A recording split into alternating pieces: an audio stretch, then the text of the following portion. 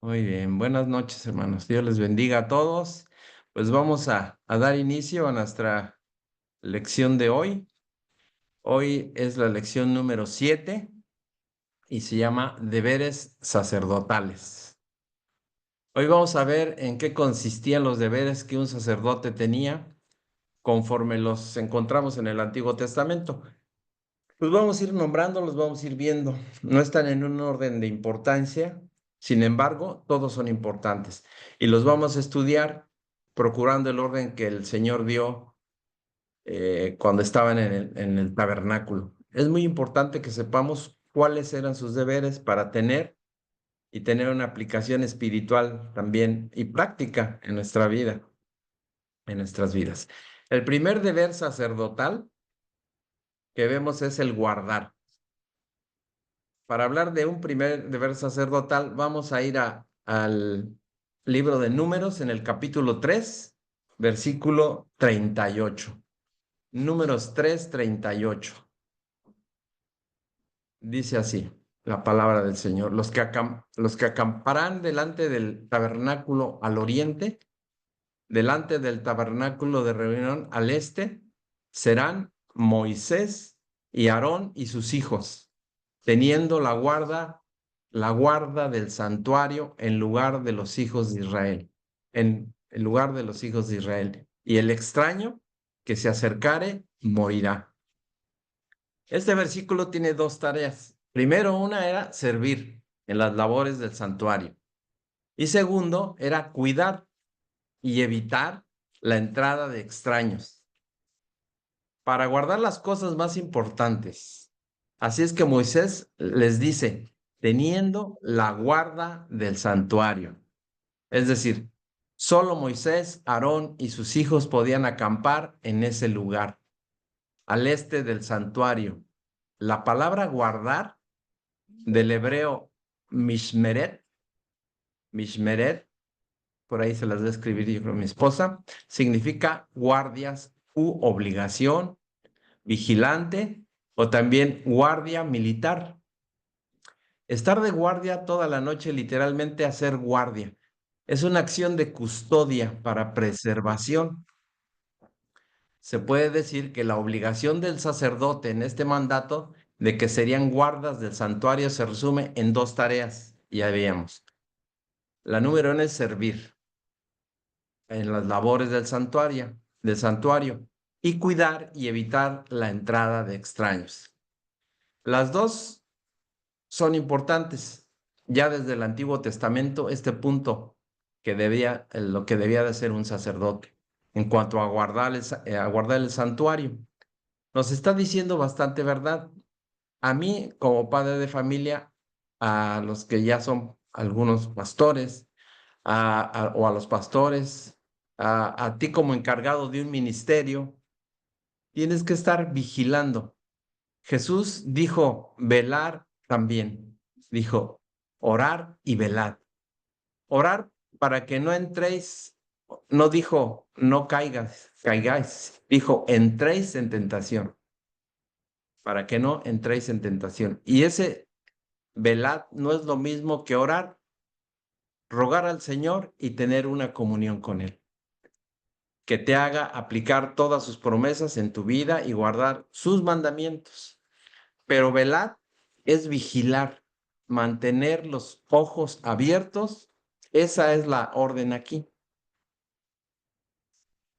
Se dan cuenta cómo Jesús vino a confirmar cada labor sacerdotal en nuestras vidas ahora.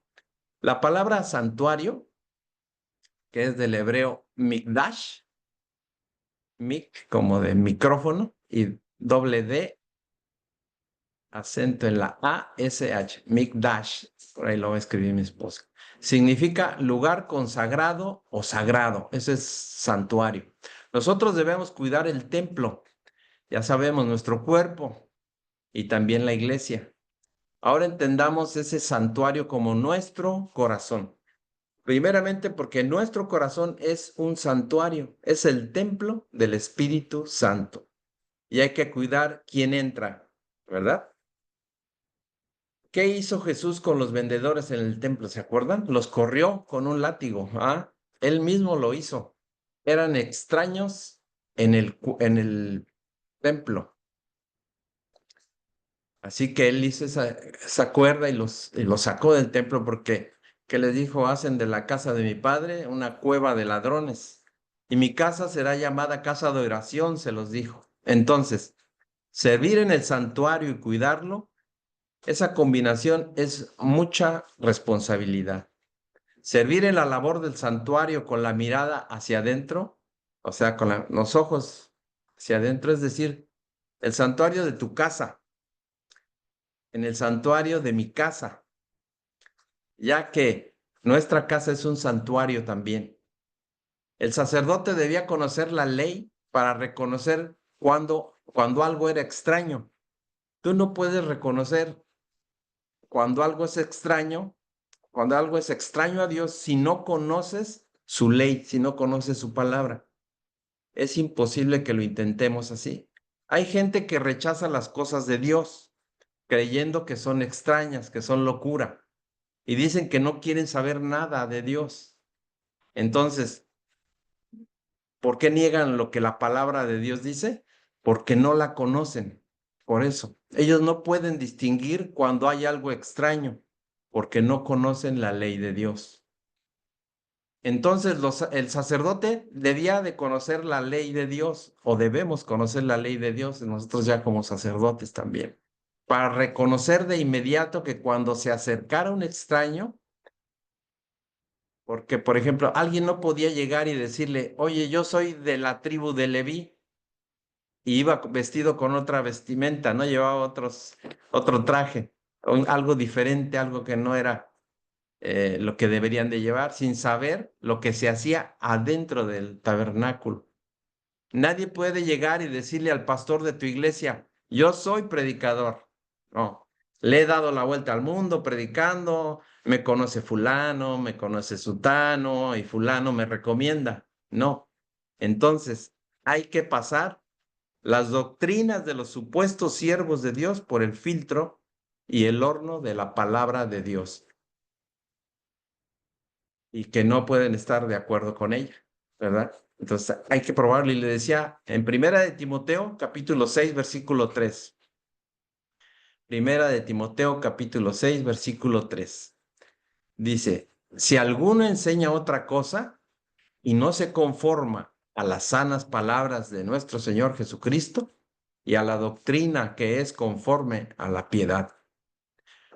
¿Por qué dice no se conforma? Bueno, ¿no les parece que o sea, a los que lo hacen, que le pueda producir un beneficio para él? El predicador que se suelta inventando doctrinas que no se conforman con las palabras de Jesús, que no van de acuerdo con la palabra de Jesús, es porque no le conviene a su propio beneficio. Y entonces comienzan a tergiversar la palabra de Dios, es decir, sustituye la misericordia de Dios por sus propios pensamientos e ideas. Luego le dice Pablo ahí mismo en Timoteo, capítulo 6, el versículo 4, está envanecido, nada sabe y delira acerca de cuestiones y contiendas de palabras, de las cuales nacen envidias, pleitos, blasfemias, malas sospechas. ¿Qué significa que está envanecido? Dice ahí Pablo. Piensa en sí mismo. Quiere provecho para sí mismo, no para el pueblo. Hay un extraño entrando al santuario, sacando provecho para sí. Luego también dice, nada sabe, y por eso profana, por eso ofrece incienso extraño, porque nada sabe. No dejes entrar a alguien ignorante, porque en lugar de beneficiarlo, lo vas a destruir. Debe ser alguien con responsabilidad y con una experiencia ya adquirida para poder tomar un cargo de tanta responsabilidad. Y por eso es que enseña cosa extraña, por eso no se conforma con la sana palabra, con la sana doctrina del Señor Jesucristo. Y delira, dice. ¿Y qué es delira?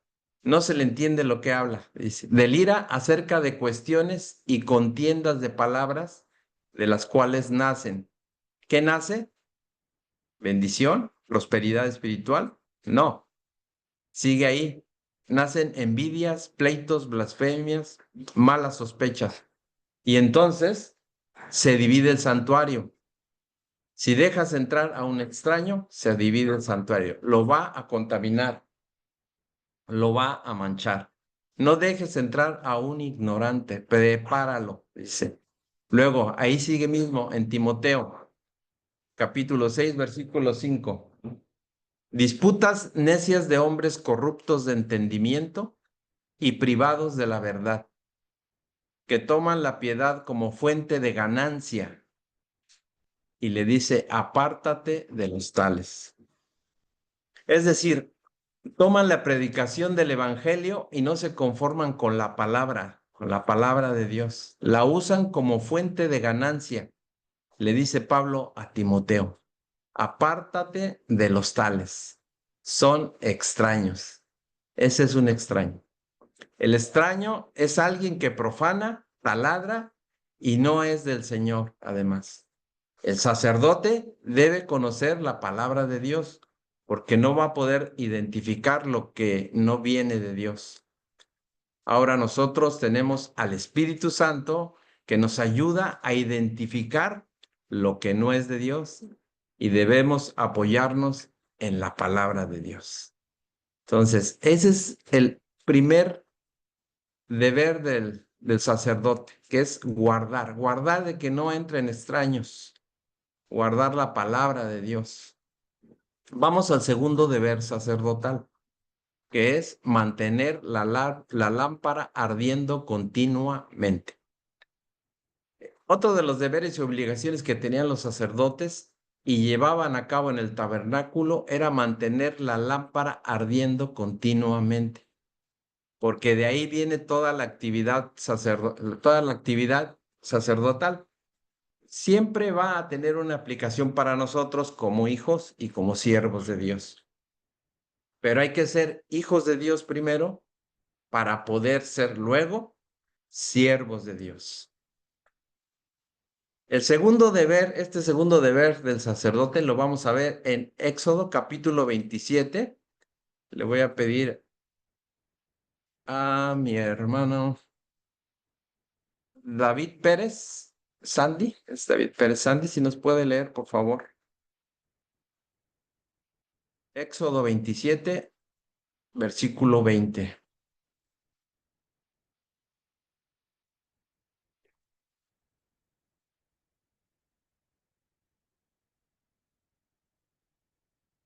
¿Sí está, verdad, David? Sí, está bien, perdón. Éxodo 27, 20, por favor. 27, ya. Y mandarás a los hijos de Israel que te traigan, que te traigan aceite puro de olivas machacadas para el alumbrado, para hacer arder continuamente las lámparas. Amén. Gracias, hermano. Cuando leemos en la Biblia un candelero, se refiere a un brazo sólido con una luz, con una lámpara. Si tenía una sola luz, es que era un candelero de una sola lámpara.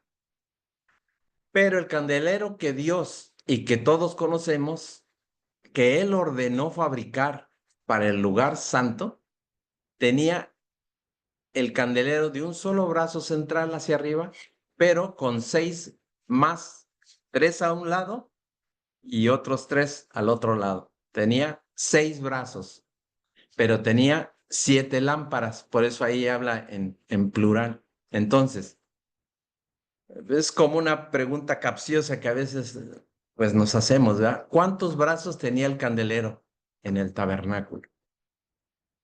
¿7? No tenía 7, tenía 7 lámparas, pero tenía 6 brazos.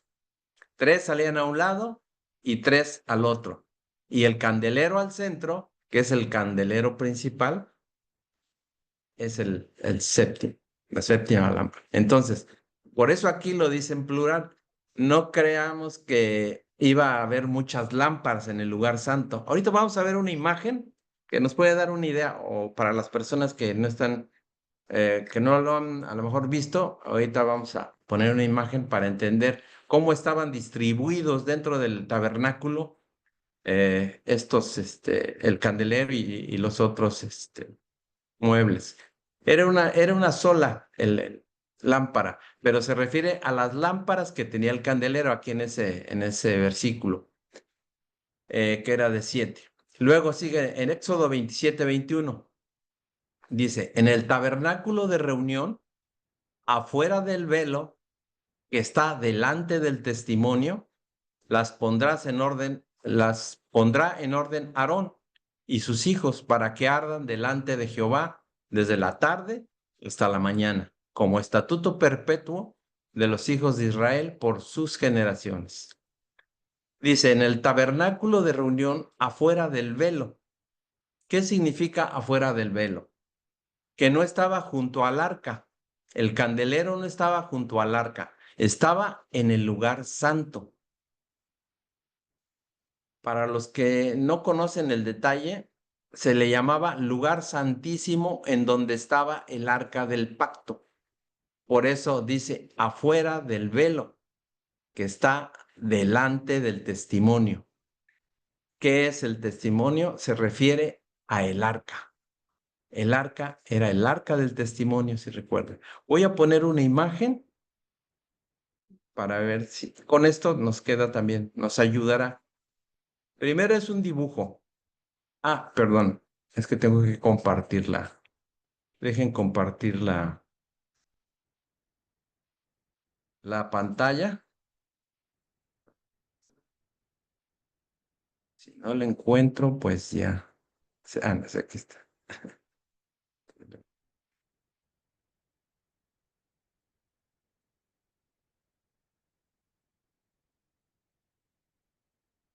Ya se ve por ahí, ¿verdad? Déjenme. Compartiendo pantalla. Ya está. ¿Lo están viendo o todavía no, verdad? Déjenme. Sí, vemos, pastor, pero vemos su hoja de clase, de la Sí, sí, clase. sí, sí. Sí, es que estoy tratando de ubicar, abrirla. Déjenme.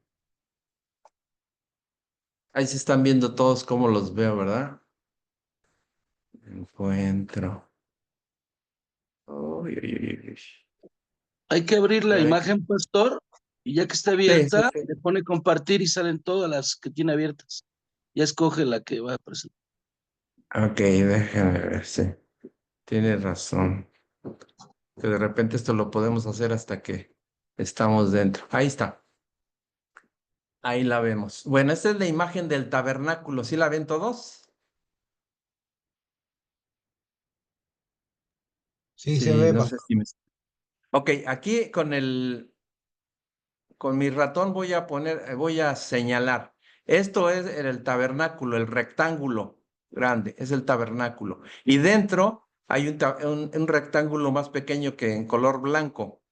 El lugar santo es este recuadro que estoy señalando. Perdón, el lugar santísimo, aquí. Era donde se encontraba el arca del pacto. Luego esta línea que vemos aquí es el velo o la cortina, ¿sí? Que separaba el lugar santísimo del lugar santo. Y aquí en donde estoy señalando estaba el candelero en esta parte y otros dos muebles que era el, el altar del incienso aquí y la mesa de la propiciación o la mesa de los panes estaba aquí adentro. Pero les voy a mostrar otra imagen ya como más física.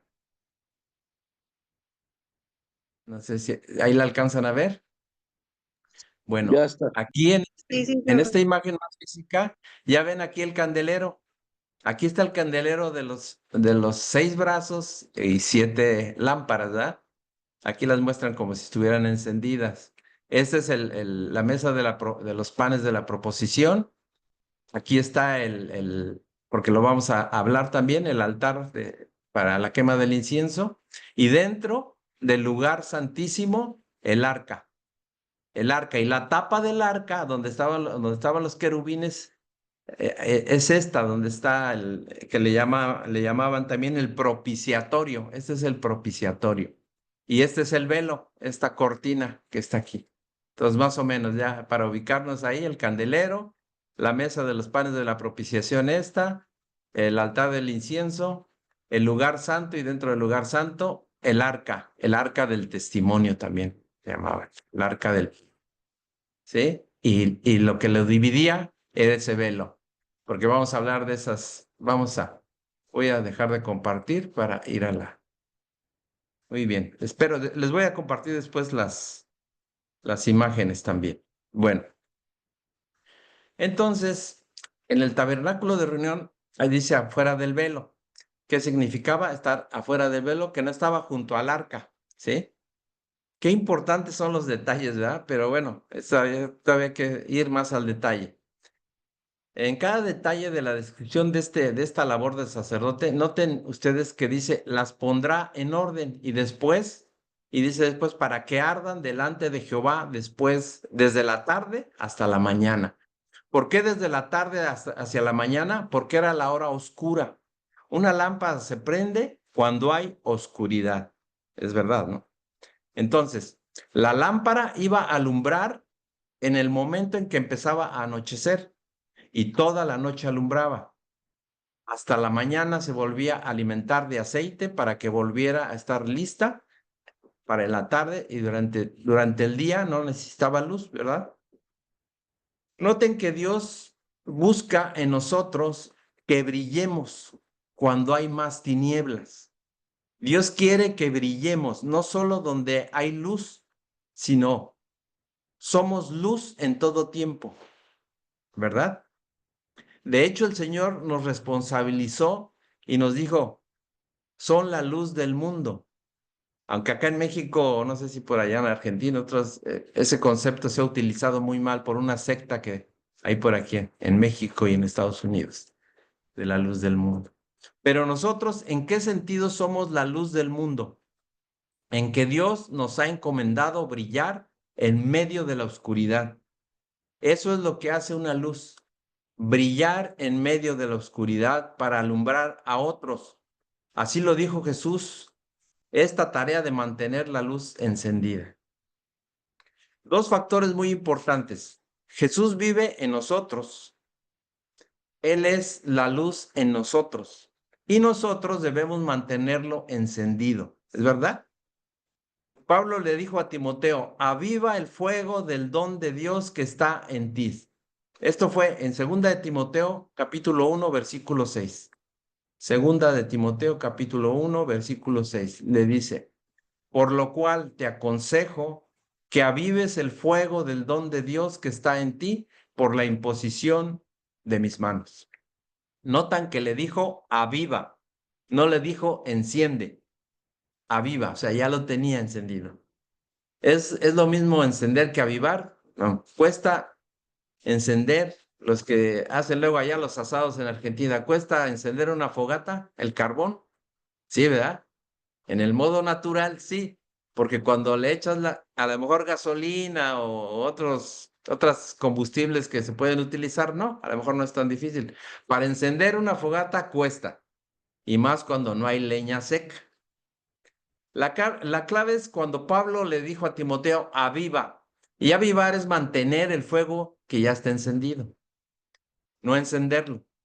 Quien viene a nuestra vida y enciende la llama en nosotros es el Señor con su espíritu, más bien el Señor por su Espíritu Santo, quien es representado muchas veces en la Biblia por fuego. Ese es el Espíritu Santo. El fuego de Dios, fuego que Dios lo envía. El fuego nosotros no lo producimos, ni lo podemos manipular, ni debemos querer manipularlo como algunos lo han querido manipular, a nuestro modo, a nuestro antojo. El Espíritu Santo se le ruega al Padre que lo derrame sobre nosotros. Jesús dijo, no tienen el Espíritu Santo, pídanle al Padre que lo dé. ¿A quién? ¿A los predicadores? A cualquier cristiano, al que lo anhele, le será derramado. Pero es el fuego de Dios. Ese fuego que se derramó en Pentecostés. Así también, al que lo pida al Padre, al que lo anhele. Entonces, esta orden de Pablo a Timoteo es clave en el sentido en que Pablo entendía por revelación de Dios que el fuego viene de Dios. El fuego cayó en Pentecostés aquel día sobre todos los que estaban orando en el aposento alto. Si el fuego de Dios ya está en ti y ya debe de estar en nosotros, tienes que entender que a ti te corresponde hacer que no se apague. Le dijo Pablo a Timoteo, avívalo. La orden de Dios a Moisés es poner aceite, un aceite específicamente creado en la mente del Señor, en su intelecto infinito y poderoso. De esta forma lo vas a hacer con olivas machacadas, un aceite natural que podría arder para el alumbrado.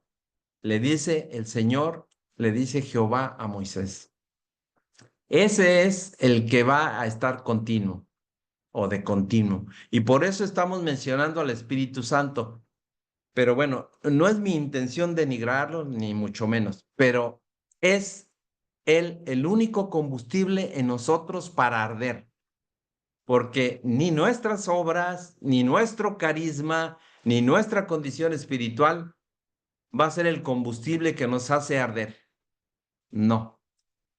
Tú te tienes que consumir en el fuego de Dios, como se consumía la carne y la grosura de los animales para ofrenda aceptable delante de Dios. El fuego es el Espíritu Santo que nos quema a nosotros como olor grato delante de Él. Eso es con respecto a hacer sacrificio, pero con respecto a hacer luz hay que distinguirlo. Repito, yo soy el sacrificio, yo me quemo, porque dice Romanos 12, sacrificio vivo soy, puro y agradable y santo a Jehová, y ofrezco mi cuerpo en sacrificio vivo. ¿Quién me quema? El fuego del Señor es el que me quema. Una cosa es que yo me queme en sacrificio y otra cosa es que yo tenga el Espíritu Santo, como mi perrito, que ahorita está aquí haciéndonos, perdón, para que haya luz en mí. Otra cosa es que yo tenga el Espíritu Santo para que haya luz en mí, en nosotros. Son dos cosas diferentes. Y claro, una va ligada con la otra. Si yo ofrezco al Señor mi vida en sacrificio, se quema en su presencia, es decir, todos mis deseos pecaminosos los tengo que quemar, ofrecer al Señor, mis deseos carnales, mis planes los echo al altar de sacrificio y le digo, Señor, yo los quemo para ti. La grosura es para ti, como se hacía con los animales. Y eso al mismo tiempo está indicando que hay una convicción en mí por su Espíritu Santo, de ofrecerme en sacrificio vivo y de ser luz además. Entonces, en el altar el fuego quema, en el altar el fuego quema, en el candelero el fuego alumbra. En el altar el fuego quema, en el candelero el fuego alumbra. Es por eso que en el candelero el material, el combustible que alimenta el fuego es el aceite, no soy yo. Por eso el brillo de la lámpara, el brillo de lo que yo logré en un ministerio que me ha dado Dios, no es logrado por lo que yo sé hacer, es por lo que el Espíritu Santo hace a través de mí. Es muy importante entender, dijo Jesucristo en Mateo capítulo 5, versículo 14. Dice, en donde habló de la responsabilidad de que seamos luz en el mundo. Y vamos a ver cómo lo expresó. Mateo 5:14. Vosotros sois la luz del mundo. Una ciudad asentada sobre un monte no se puede esconder. Es claro, una ciudad en un lugar alto, en una montaña, se va a ver la luz de esa ciudad en ese monte. O bueno, por ejemplo, si tú te subes a la azotea de tu casa, puedes ver parte de la ciudad o del poblado donde vivas. Ya cuando está el alumbrado en la noche, se ven las luces de los edificios más altos. Eso es lo que quería, creo yo, explicar el Señor. No se puede esconder esa luz. Luego dice en el 15, dice, ni se enciende una luz y se pone debajo de un almud, sino sobre el candelero y alumbra a todos los que están en casa. Así alumbre vuestra luz delante de los hombres, para que vean vuestras buenas obras y glorifiquen a vuestro Padre que está en los cielos. Regresamos al ejemplo. ¿Se puede ocultar una ciudad que está en la cima de una montaña? No, a menos que haya otra montaña más alta de ahí que la tape. Por las noches su luz se va a ver a la distancia. Si vivimos por Cristo, vamos a brillar como luces, mostrando a otros cómo es Cristo. Seamos ese faro de la verdad. No escondamos nuestra luz al resto del mundo, al resto de las personas. El lugar santísimo es el lugar más profundo, lo veíamos en las imágenes que les mostré. Es el lugar que está hasta atrás. Es la meta máxima para nosotros. Ya no hay otro lugar a donde ir, porque ahí está el arca. Ahí está la presencia de Dios. En uno de los dibujos van a ver así como sube la nube, el fuego de Dios. Tú llegas donde está Dios y eso es todo. Ahí Él te va a hablar. Él va a tratar contigo. Él va a guiarte. Todo lo referente a lo que vas a hacer en tu vida sale de ahí. No hay otra fuente de instrucción. No hay otra fuente de guía. Él es y su Espíritu Santo el que nos dan esa guía. Ahora fíjense, el simbolismo aquí les dice, pongan el candelero fuera del velo. Ya lo vimos, el candelero estaba en el lugar santo, ¿sí? Y lo dividía el velo, que es ese velo que también es importante cómo se interpreta. El velo, cuando Cristo murió, simbolizó la carne de Jesús y la cual fue rasgada. Por eso el velo fue rasgado. A mí me rasgaron, dice Jesús, pues el velo entonces quedó abolido y la entrada es libre para nosotros al lugar santísimo. Y mi carne es un velo también que separa dentro de nosotros. Hay un lugar santísimo. ¿Cuál es el lugar santísimo? Nuestro corazón. De toda cosa guardada, dice, guarda tu corazón. Ese lugar, porque ahí vive ¿quién? Vive el arca. ¿Quién es el arca? ¿Lo ubican? Es Jesús. Él es el testimonio en la presencia de Dios. Él es el Hijo de Dios en ti y en mí. Tu lugar santísimo es tu corazón. La luz va afuera del velo. Ahí dice también. ¿Qué significa que la luz va afuera del velo? El testimonio que das al mundo. No alumbres para adentro. ¿Para qué alumbras adentro? Si ahí ya está Jesús, que es la luz. Entonces dice, pon la luz fuera del velo, fuera de lo que es interno, ponla en lo externo. Ahora tenemos la obligación nosotros de alumbrar fuera del velo, llevar la luz de Jesús a quienes están en la oscuridad. Tú das tu testimonio, brillas la luz de Jesús hacia la gente, con tu testimonio. En tu trabajo, en tu escuela, y saben que dentro de tu corazón hay una arca, hay una arca. Entonces la luz no solamente alumbraba, anunciaba que ahí no hay tinieblas. Cuánto detalle, ¿verdad? Luego dice, porque cada detalle me dice algo, y cuando me dice ponla fuera del velo, entendemos algo ahí. El arca está adentro, en el lugar santo. ¿Cuántos tienen el arca? Pregunta. ¿Cuántos tienen el arca? Eso. Amén. La luz va afuera para que todos sepan que hay una arca dentro en tu corazón y entonces les alumbre, para que puedas guiarlos a que también tengan esa arca dentro de ellos y ya no anden en tinieblas.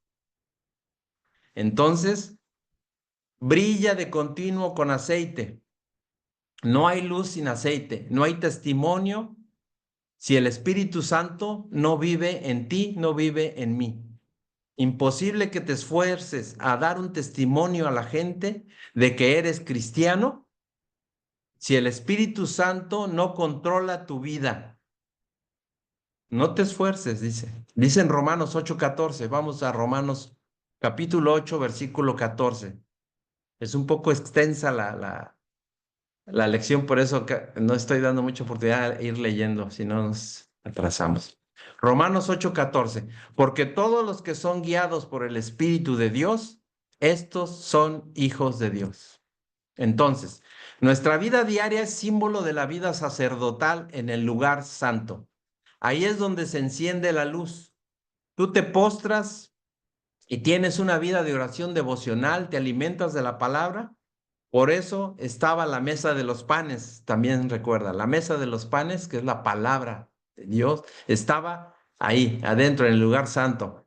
Y esa, dice, es la actividad externa del cristiano para hacerle saber a tu mente, a tu corazón, a tu ser y a todos los que te rodean que el arca está adentro de ti. Saquen el arca del tabernáculo, decía Dios, porque Dios les decía, ahora vayan allá, 50 kilómetros adelante. Vamos. ¿Y qué es lo primero que sacaban? El arca. La cubrían con una tela finísima de color azul y la sacaban cargando con mucho cuidado. Y así nosotros también tenemos que tener mucho cuidado con nuestra arca. Y el arca va adelante, a donde va la nube. ¿Y ahí va quién? Dios. Allá va todo el tabernáculo. Iban todos caminando en el desierto, pero siempre el arca iba al frente. Entonces, ¿a dónde va la luz del testimonio? A donde vaya el arca, ahí debe de brillar tu luz. ¿Dónde está el arca? Donde está el arca, ahí está tu luz. Donde estás tú, debe de haber testimonio de que Cristo está ahí. La pregunta, ¿dónde estás? ¿Estás en tu trabajo? Ahí deben de enterarse que eres cristiano. Hacerlo en la iglesia, ahí deben de enterarse que eres cristiano. Porque a veces hasta en la iglesia se nota cuando alguien no lo es. ¿O no es verdad? ¿Dónde estás? ¿Con familiares no cristianos? Ahí deben de enterarse que eres cristiano. Eres un tabernáculo. Eres una tienda ambulante. Y eso no cambió, fíjense. Era el Antiguo Testamento, pero ahora también somos tabernáculos ahí ambulantes. Se quiso establecer por un tiempo y quedar como fijo en el templo en Jerusalén, pero a Dios después ya no le gustó eso. ¿Por qué? Porque establecieron el templo en un lugar fijo y dijo el Señor, no. Bueno, y dijo, sí, Jerusalén va a ser mi casa. Allá se va a establecer el servicio de la adoración y todas las naciones van a venir a conocer al Dios de Israel, a Jerusalén. Pero se perdieron en las tinieblas de sus falsos pastores y maestros. Y Dios estableció un nuevo sacerdocio. Ya lo vimos, el sacerdocio de cada cristiano. Y cada cristiano es hoy un tabernáculo y tiene que haber una lámpara en nosotros dando testimonio de la luz. ¿Y quién es la luz? Es Cristo. Entonces, el brillo de nuestros logros, hay que tener cuidado con eso, porque tú y yo nos podemos esforzar mucho para trabajar para el Señor, y eso es bueno. Él nos lo pide. Espero o esperemos que no enterremos ese talento. Él espera más bien que no enterremos ese talento. Dios quiere que tú trabajes en lo que Él te ha dado y que tú lleves manos a la obra. Pero el brillo de nuestros logros, de nuestra preparación, de nuestro trabajo, Y aún el trabajo en el ministerio puede sobresalir, puede ser relevante, pero lo máximo que podemos lograr en otros es que te admiren un poco. Ojalá que no te admiren mucho. Si estás en la alabanza, tampoco te vayas a creer la última coca en el desierto. Dice, no, todo es para el Señor. Pero se puede salir de control, puede salirse de control eso, y ha sucedido, y es peligroso. Muchos son desechados por Dios en su servicio a Él, por esas cosas, porque quisieron ser los protagonistas de ese alumbramiento, quisieron ser la luz de esa iglesia, quisieron ser eso, los protagonistas de la obra de Dios. Pero nuestras acciones lo demuestran o deben de demostrarlo. A veces nuestro orgullo, nuestra forma de actuar, hay que tener cuidado con eso. Vamos a leer en Efesios 5, Efesios capítulo 5, versículo 1. Vamos ahí, Pablo les enseña a los cristianos en Éfeso respecto a andar como hijos de la luz. Efesios 5, 1. Sed pues imitadores de Dios como hijos amados, y andad en amor como también Cristo nos amó y se entregó a sí mismo por nosotros, ofrenda y sacrificio a Dios en olor fragante. Cristo no solo fue luz, sino es luz que alumbra. Fue nuestro sacrificio que se consumió para olor fragante. El fuego quema para producir olor fragante con el sacrificio, pero también se quema el aceite para producir luz. Tú y yo debemos producir tanto olor fragante como luz. Y una va de la mano con la otra. El que cree que sus logros son la luz en la iglesia, no se está consumiendo como sacrificio. Una va con la otra. Luego seguimos ahí en Efesios 5, versículo 3.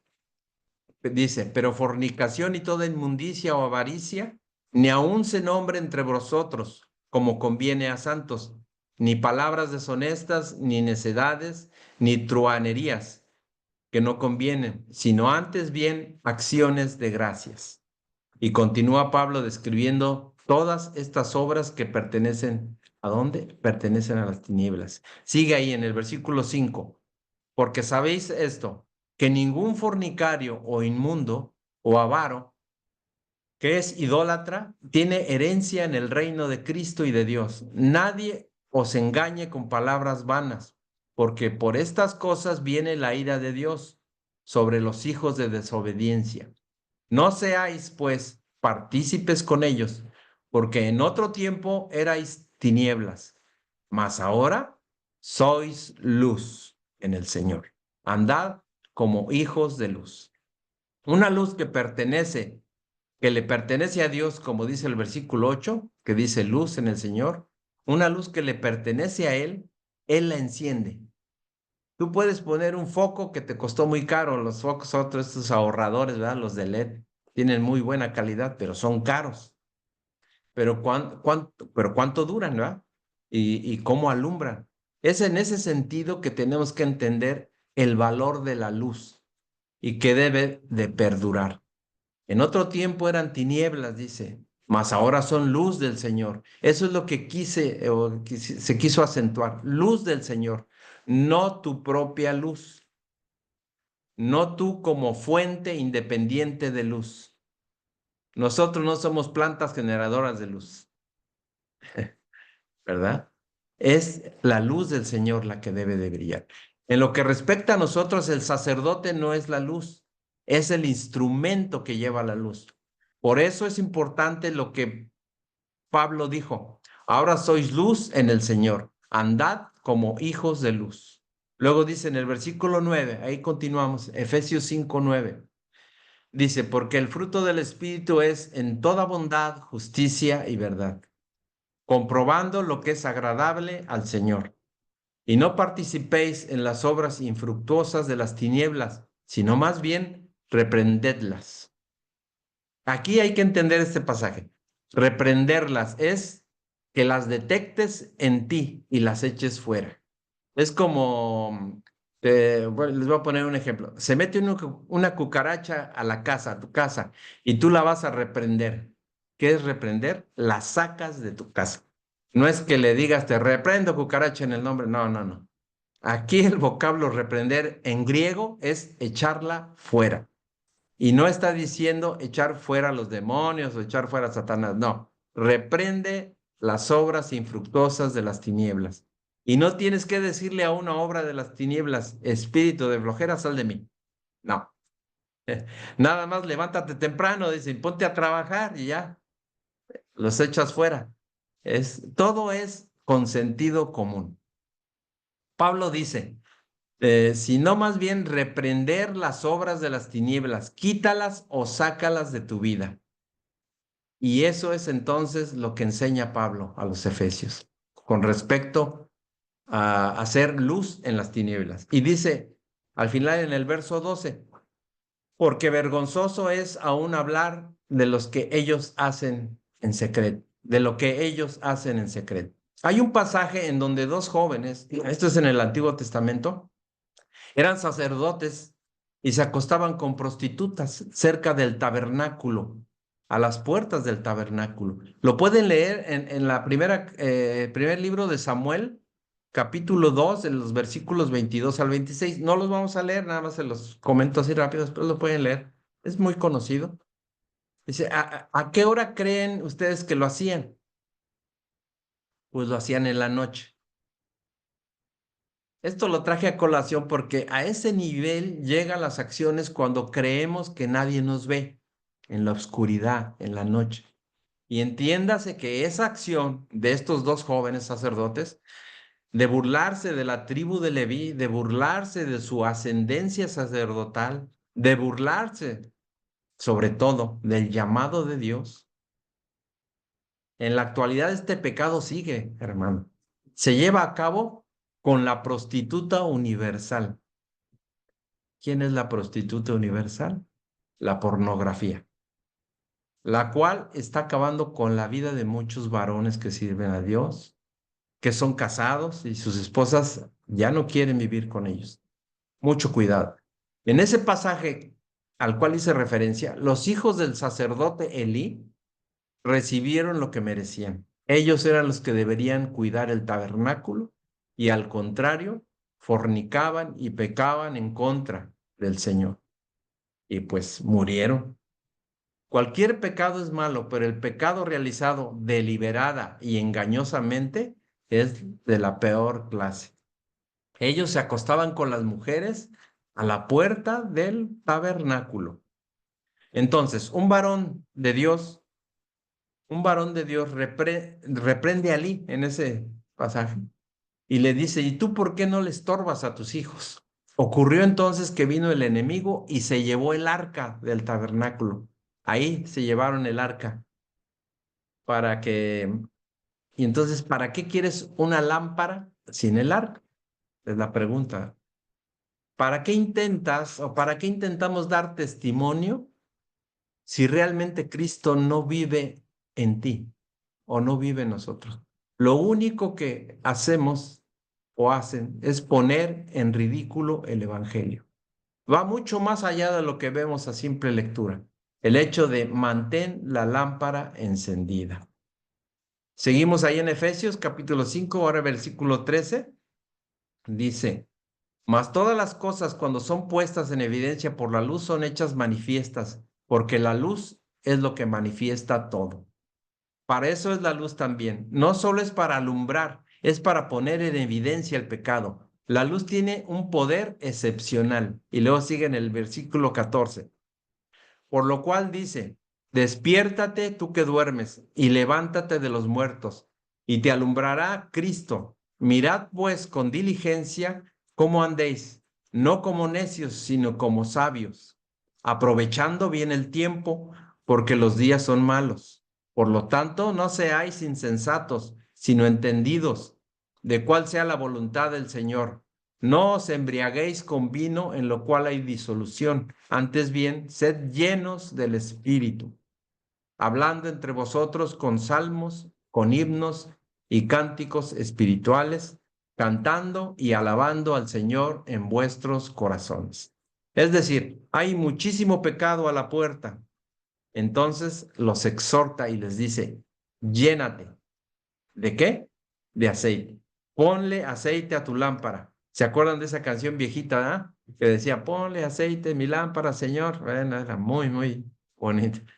Algunos la recuerdan, ¿verdad? Los más, ya acá los más pasados de años. El Espíritu Santo es ese aceite. Es decir, dedíquense a una vida en oración, en adoración, que mantenga la luz del Señor en ustedes. Vamos al final de este pasaje en Efesios 5:20. Efesios 5:20. Dando siempre gracias por todo al Dios y Padre, y en el nombre de nuestro Señor Jesucristo. Más claro no se puede, ¿verdad? Entonces, mantener la lámpara encendida continuamente es esa labor y debemos siempre gracias a Dios. Demos gracias siempre a Dios en todo lo que hagamos y recibamos. Vamos al tercer deber sacerdotal. Denme oportunidad, a lo mejor nos pasamos unos 5 minutos, pero vamos a terminar la lección. El tercer deber sacerdotal es quemar incienso. Otro de los deberes sacerdotales era la de quemar incienso. Esto lo podemos ver en el capítulo 30 de Éxodo, Éxodo capítulo 30. Ahí es donde se describe lo que era el altar del incienso. Eso que vimos ahí que estaba también, era uno de los muebles, ¿verdad?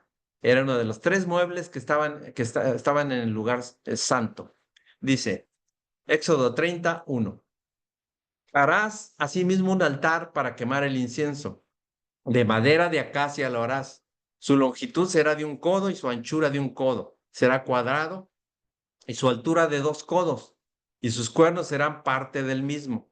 Y lo cubrirás de oro puro. Su cubierta, sus paredes en derredor y sus cuernos.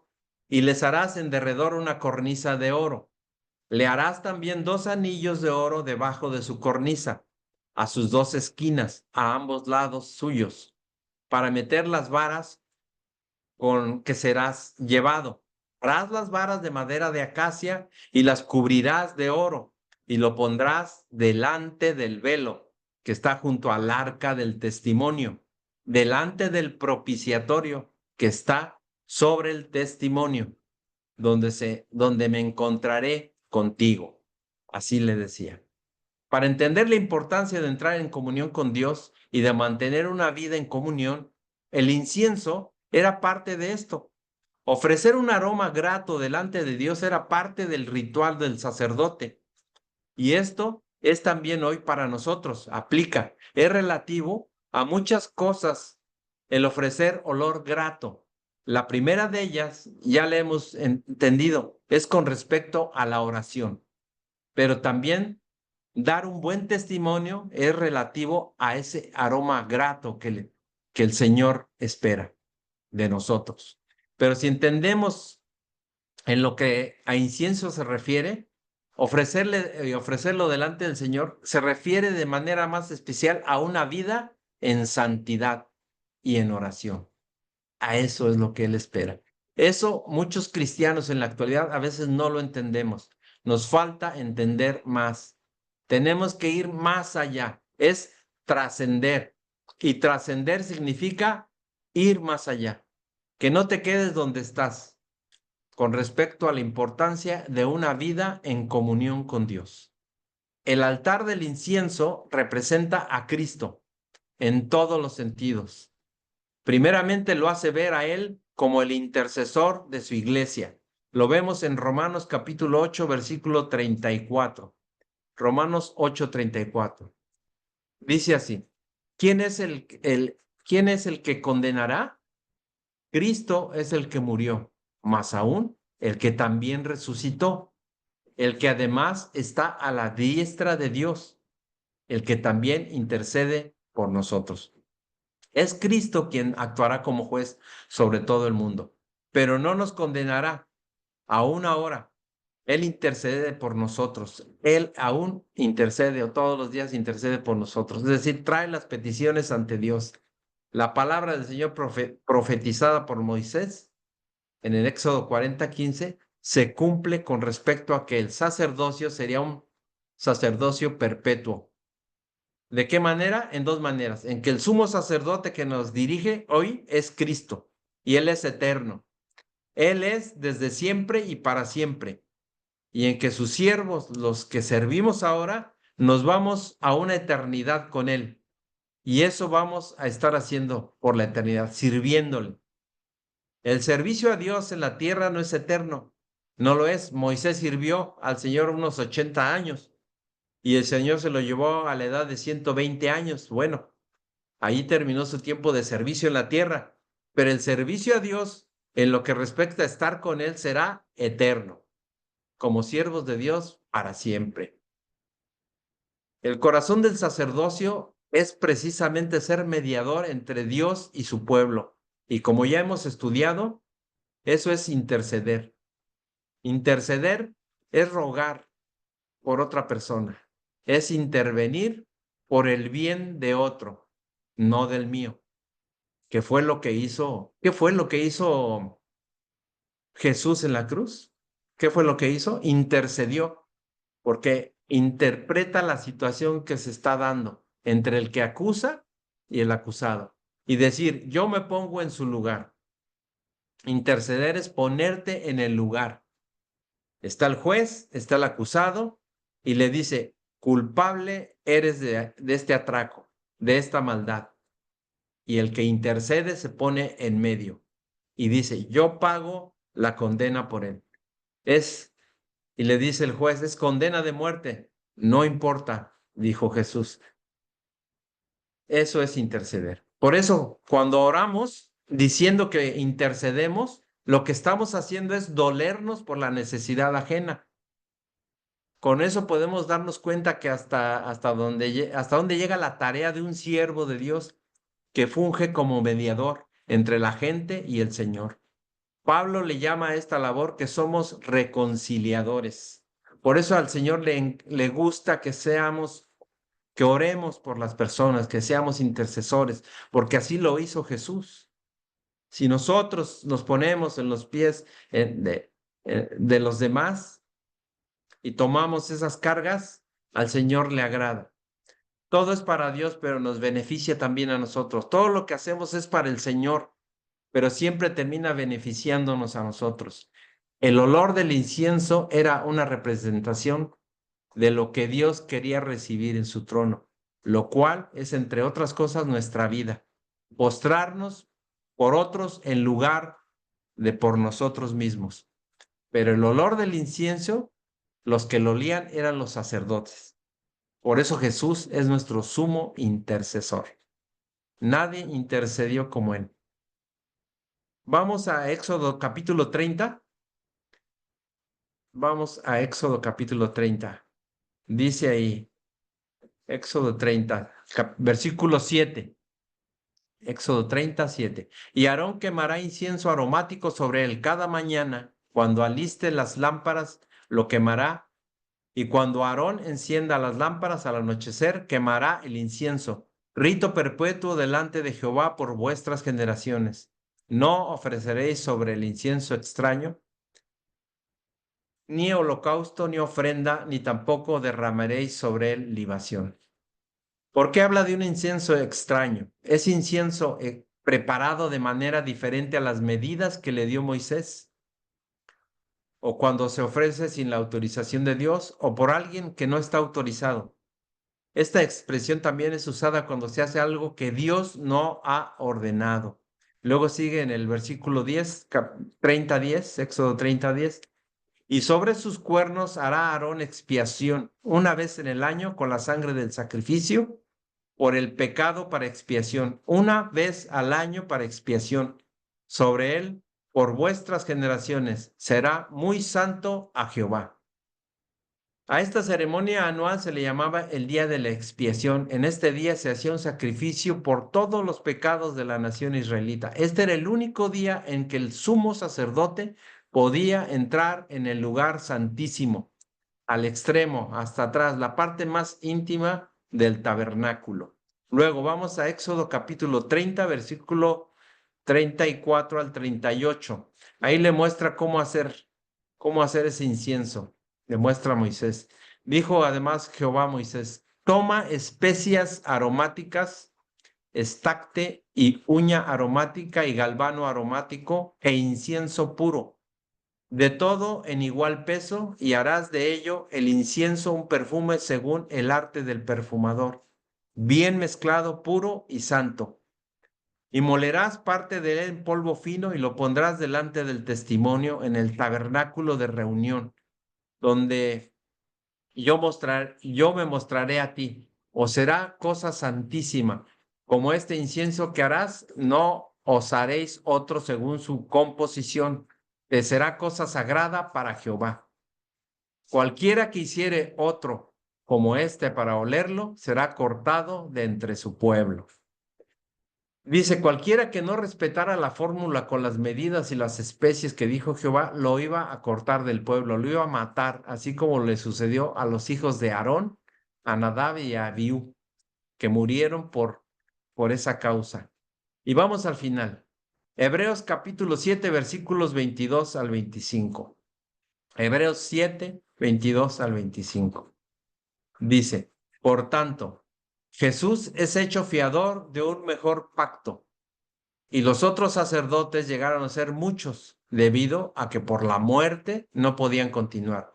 Mas Jesús, por cuanto permanece para siempre, tiene un sacerdocio inmutable, por lo cual puede también salvar perpetuamente a los que por él se acercan a Dios, viviendo siempre para interceder por ellos.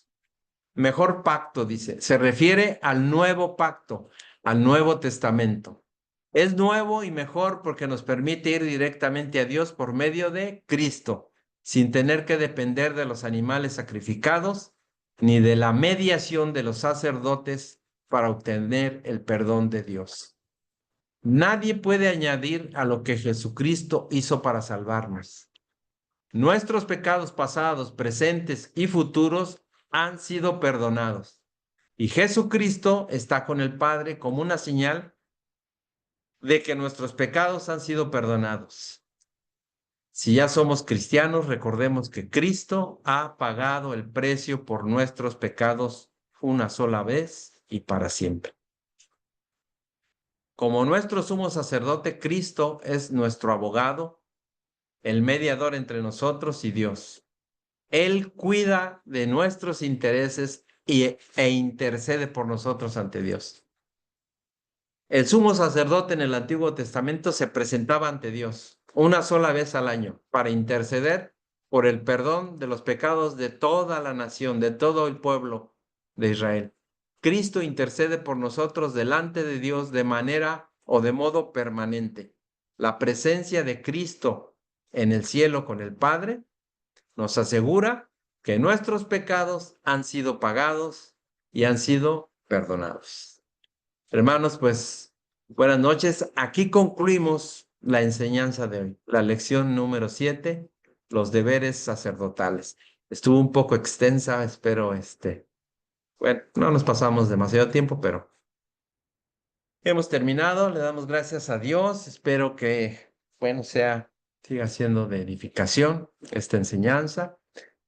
Y pues esperemos que sigamos así como esa luz que quiere el Señor que brillemos ante los demás. Llevemos el Evangelio, llevemos a Cristo en nuestro corazón y podamos ser ese testimonio para las demás personas, principalmente para primero nuestros familiares y después para las demás personas alrededor de nosotros. Le damos gloria al Señor. Y bueno, vamos a cerrarle. Yo le pediría a mi hermano, no sé si está Esteban, si está Esteban Gauna, si nos puede despedir en oración para cerrar. Sí, pastor, Adelante, Esteban. oramos. Señor, te damos gracias por esta noche. Gracias por ayudarnos a conocerte más. Gracias por esta lección que hemos recibido en este día, Señor, y hemos aprendido mucho más de ti. El propósito, dice la carta a los Efesios, por el que nosotros estudiamos, escudriñamos las Escrituras, es para conocerte más a ti, Señor. Y hoy, a través de esta palabra, nos hemos acercado un poquito más a tu gracia, un poco más a tu misericordia, a conocer tu carácter, a entender tu amor, Señor. Yo te pido por mis hermanos en esta noche, Señor, que tú los puedas bendecir, que podamos ser retenedores fieles de tu palabra y nos des un buen descanso, Señor, aún intentando y queriendo conocerte más cada día, Señor. Te lo Sí, Señor. pedimos en el nombre de tu Hijo amado Jesucristo, Señor. Amén. Amén. Amén, hermanos. Buenas noches a todos. Gracias.